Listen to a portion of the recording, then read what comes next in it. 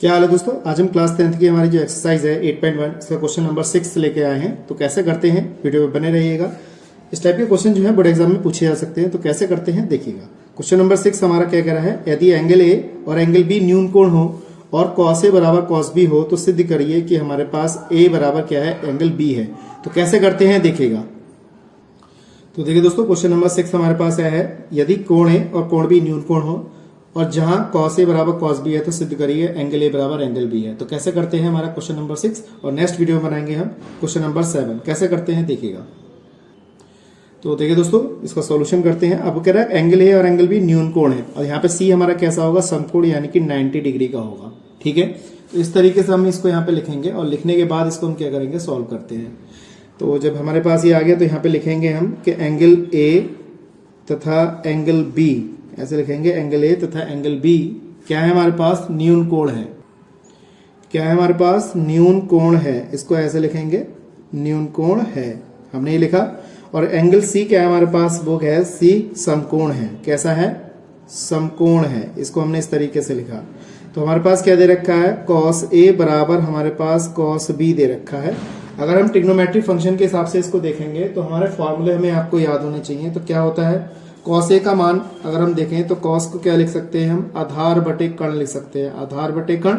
और बराबर में फिर कॉस दे रखा है, फिर आधार बटे कर्ण लिखेंगे। तो वो एंगल के हिसाब से लिखेंगे कि एंगल कौन सा दे रखा है। ठीक है, अब यहाँ पे थीटा दे रखा है तो इस थीटा के आधार से तो ये वाला कोण बन जाएगा, यानी कि आधार बटे कर्ण।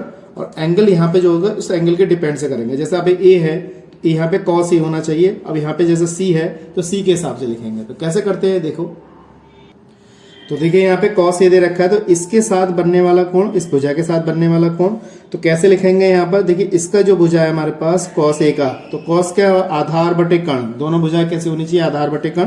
तो यहाँ पे ए सी हमारा इस भुजा के साथ बनना है। कर्ण कौन सा हमारा, ये वाला ए बी है, तो इसको हमने ऐसा लिख दिया। ऐसी कॉस बी, तो बी के साथ ये वाला है तो ये वाला आधार बनेगा इसका। ठीक है, और ये वाला क्या बनेगा, लंब। तो यहाँ पे लिखेंगे कॉस बी के हिसाब से जो लिखेंगे वो क्या लिखेंगे हम, यहाँ लिखेंगे बी सी बटे में कर्ण कितना हो जाएगा, ए बी। इस तरीके से लिखेंगे। ठीक है, और यहाँ पे अगर देखा जाए तो ए बी से ए बी कैंसिल, तो यहाँ पे क्या बचा, ए सी बराबर क्या बचा हमारे पास, बी सी बचा। ए सी बराबर क्या बचेगा हमारे पास, बी सी बच जाएगा। इस तरीके से लिखेंगे। तो यही क्या है हमारे पास, ये इसको सिद्ध करना था। और जब हमारे पास ये भुजा बराबर आ गई तो इसका मतलब क्या है, ये वाली AC के साथ बनने वाला कोण ये वाला और BC के साथ बनने वाला कोण ये वाला क्या है, ये समद्वि बाहु त्रिभुज का संकेत है। तो यहाँ लिख देंगे, इसलिए त्रिभुज AC भी एक क्या है हमारे पास, समद्वि बाहु त्रिभुज है। समद्वि बाहु त्रिभुज है हमारे पास। ठीक है दोस्तों, इसलिए हम कह सकते हैं यहाँ पर एंगल A बराबर क्या हो जाएगा हमारा, एंगल B हो जाएगा। तो हमने यहाँ पे ये चीज सिद्ध करी। अगर मैं कहूँ इसका सेकंड जो ऑप्शन है, सेकंड तरीके से इसको क्वेश्चन को कैसे करा सकते हैं, तो हम उस तरीके से भी कर सकते हैं। तो कैसे करते हैं देखिए। यदि हमारे पास क्या दे रखा है, यदि कॉस ए बराबर हमारे पास कॉस बी दे रखा है, इसका सेकंड मेथड है। तो आपको फॉर्मूला याद होना चाहिए, कॉस 90 माइनस थीटा बराबर कितना होता है, साइन थीटा होता है।